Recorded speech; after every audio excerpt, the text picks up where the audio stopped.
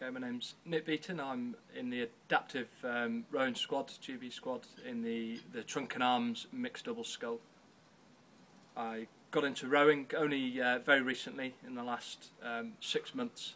I'm a serving British Army officer, and I was serving Afghanistan in 2009 when I trod an IED and was blown up and lost both my legs. Spent the next 5-6 months in hospital and in and out of rehab at Headley Court, learning to walk again. From there I was introduced to rowing through the Paralympic talent identification days, which took me down to Brunel University.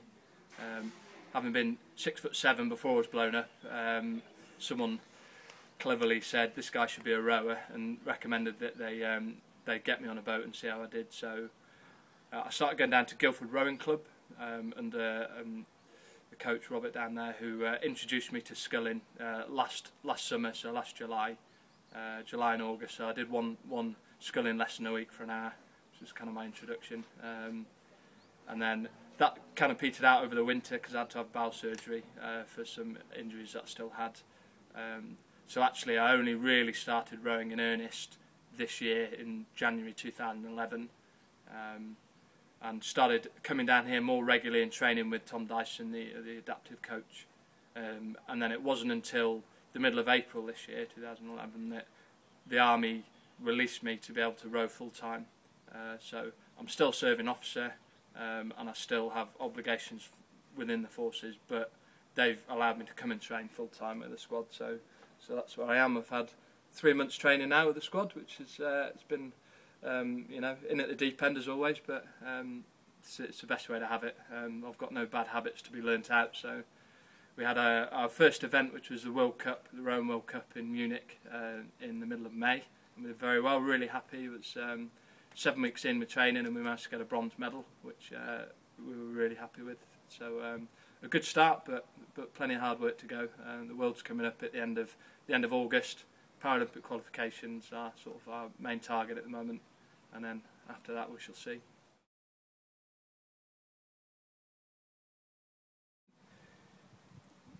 When you first learn to walk, you're given something called a stubby, which is like a short training leg, and it's essentially this socket with a flat foot on the bottom, so you kind of waddle around like a little Oompa-Loompa, and it's like your training leg, so it gets you back on your feet and gets you strength in your hip flexors and your flexibility back, because you tend to lose all that when you're in hospital.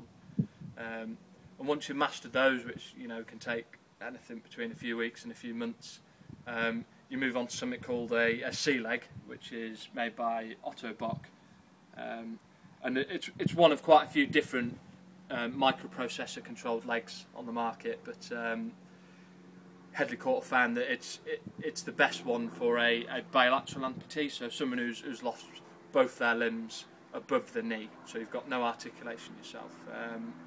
And they have a microprocessor in the knee which helps control your gait and controls the articulation of the knee and the resistance in the knee. So they're very clever legs. So the principle is that I've got a socket which is this part here, which is moulded to my leg.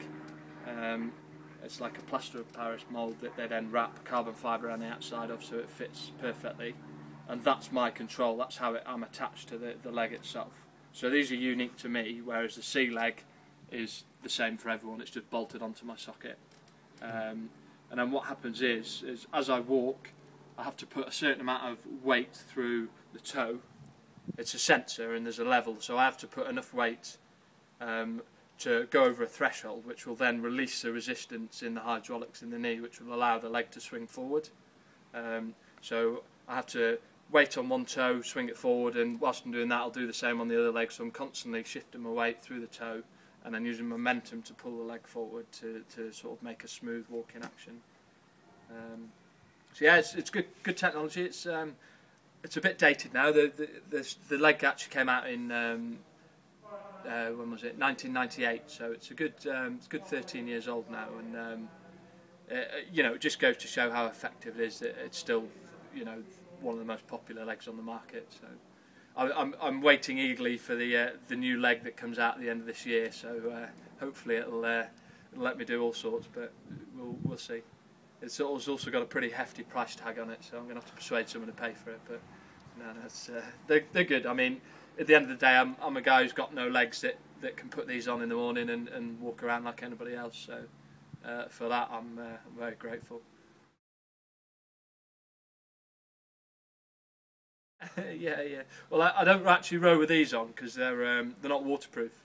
Because I have to plug them in every night, so they're battery operated. So if I fell in the lake with them on, that'd be a pretty big bill. So it's probably safer not to wear them on the boat. But yeah, no, I've got legs for everything now. It's like having a different pair of shoes for running and for rock climbing and for rowing and everything. I've just got a different pair of legs for each of my activities now. So I've got my walking legs, I've got my running blades, I've got my rowing legs, I've got a pair of climbing legs, I've got some snowboarding legs. Yeah, you change your legs to suit the activity. So if you're thinking in those terms, it's not that different to everyone else, really.